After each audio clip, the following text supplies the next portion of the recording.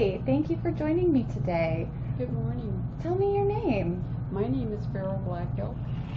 So nice to meet you. Nice to meet you too. Thank you for sharing your story with us today. I'd love to just start asking you some questions. That's fine. First and foremost, where are you from? I was born here in Phoenix at the old Indian Hospital on Central and Indian School back in 1946. 1946. Mm-hmm. Wow, so you've been in And Phoenix. that was North Phoenix.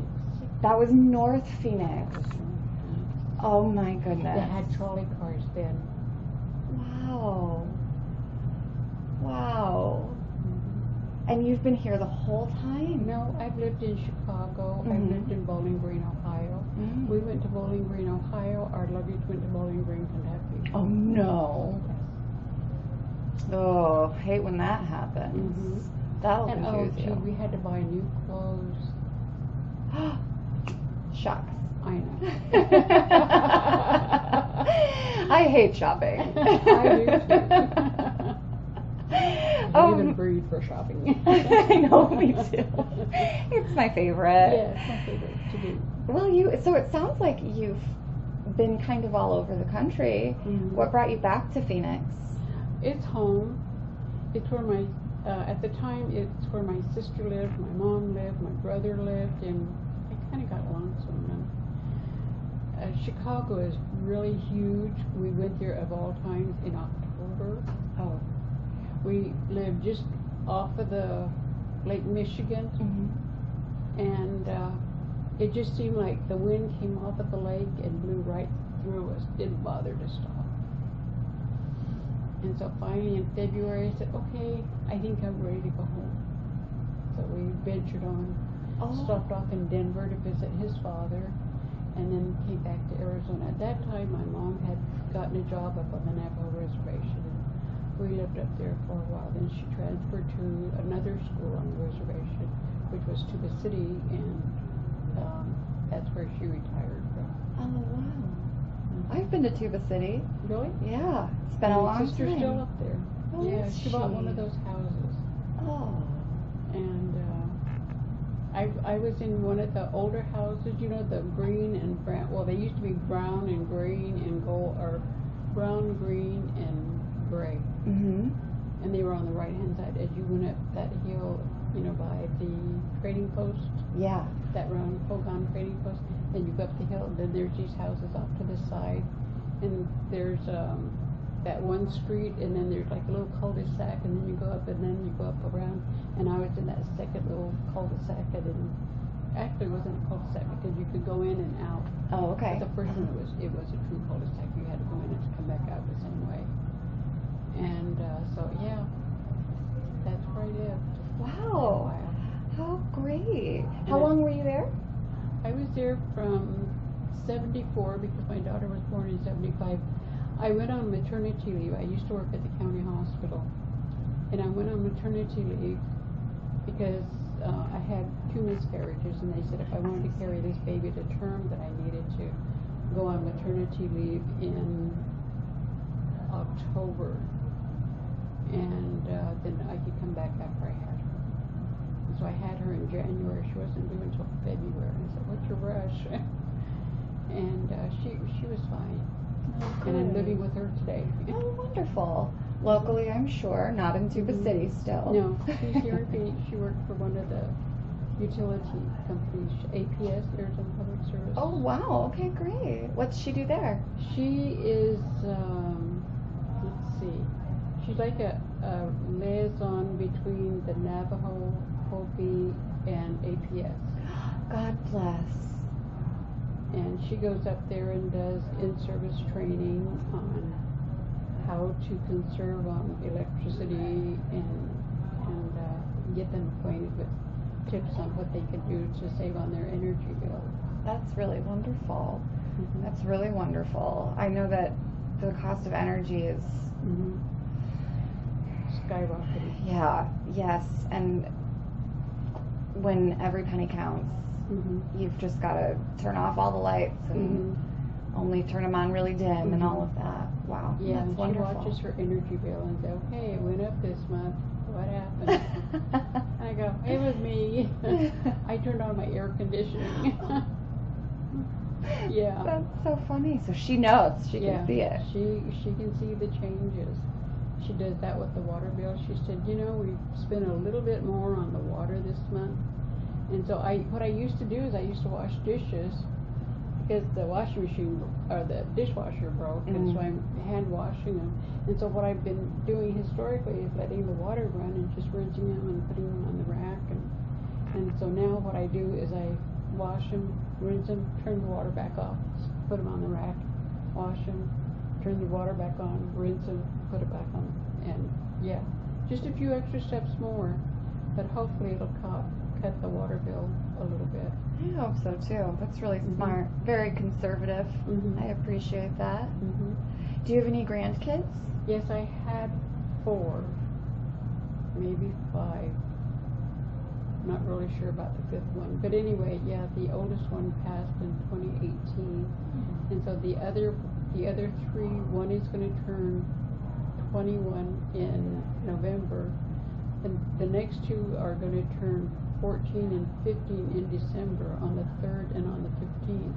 The one on the 15th was born on Grandpa's birthday, which was my ex-husband, and the youngest one was born on the 3rd of December.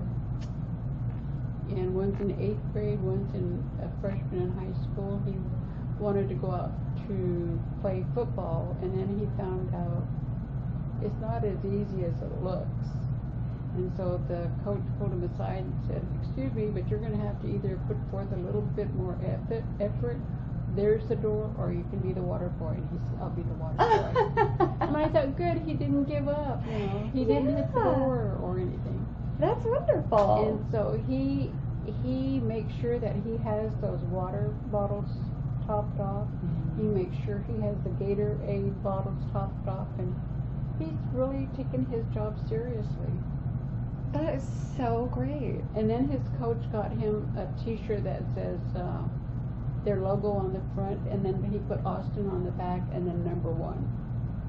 I love it. And I thought, oh, so cute. He's got one black shirt and he's got one white shirt. It's and perfect. Both says Austin is his number 1. Because you can't play football without water. Right. And I said, you're an important part of this team. And I said, it takes a team to win a game. That's exactly right. And I said, they couldn't win the game without their water and their Gatorade. And you keep them topped off. And I said, and that's your job. So it's a team effort.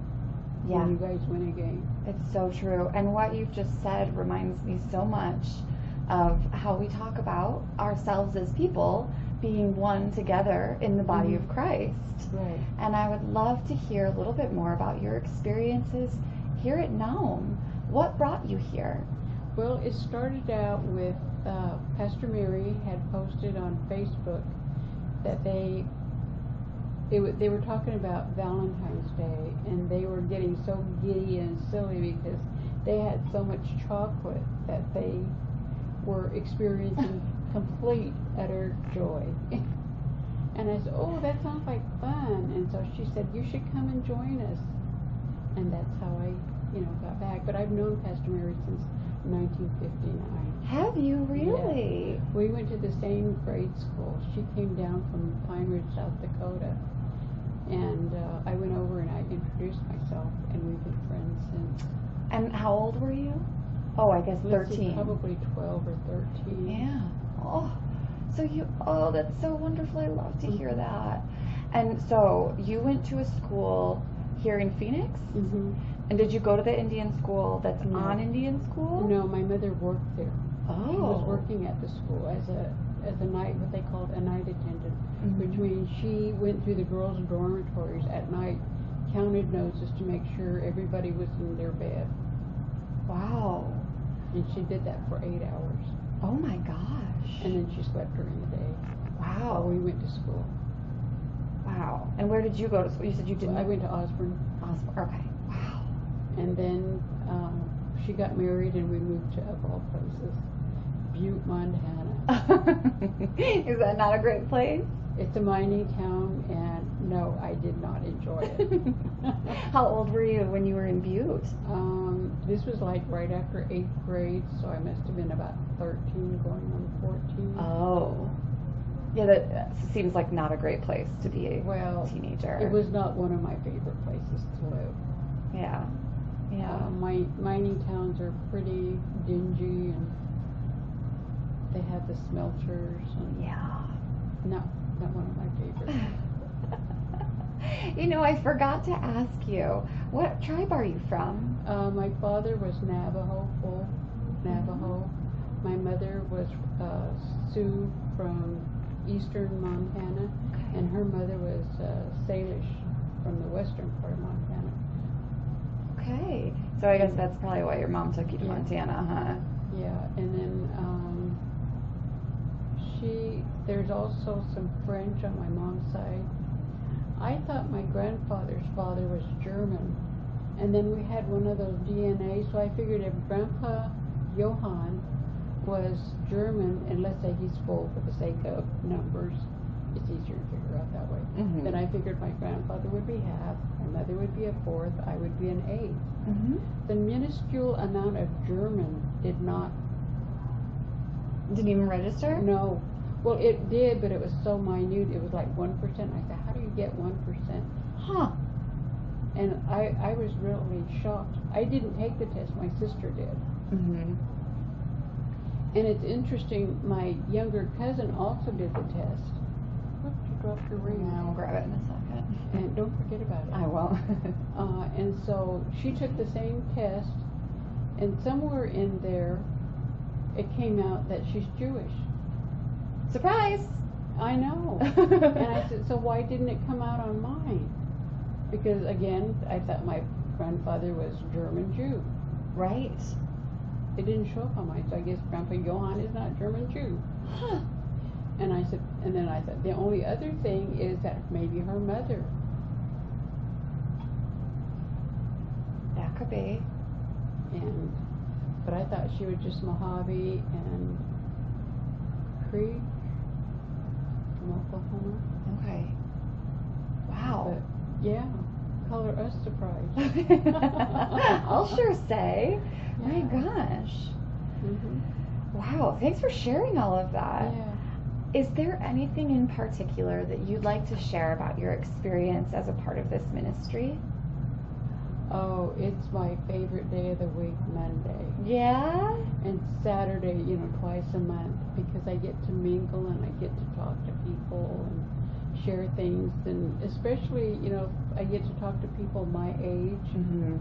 I mean, my grandkids are wonderful, they're lovely, Sure. but they don't share some of the things I could share with them. It would be so foreign to them. They wouldn't know what I was talking about, that I was just beamed in from Mars that morning. Yeah, it's very important to be able to have conversations with people who share experiences with Mhm. you.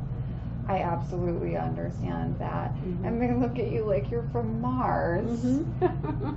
That I was just beamed in yesterday or this morning. Oh, it's too funny. So it sounds like this is a wonderful community for you. It is. It really is. Good. Good. I enjoy it, and I look forward to the Mondays that I'm here, and I look forward to the Saturdays that I'm here.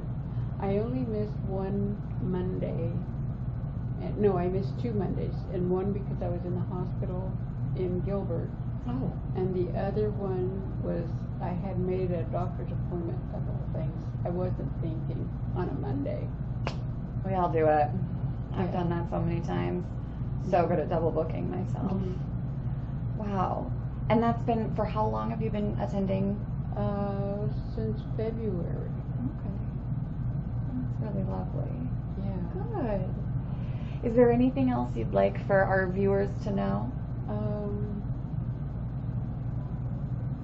Maybe Okay. it's, oh, go ahead. Okay, I was going to say, Pastor Mary is a very good and personable pastor. She does everything that she can within her, means of helping people. Mm-hmm. And the Spirit moves through her. Mm-hmm. Very much so. Yeah. Well, thank you so much for sharing. You're welcome.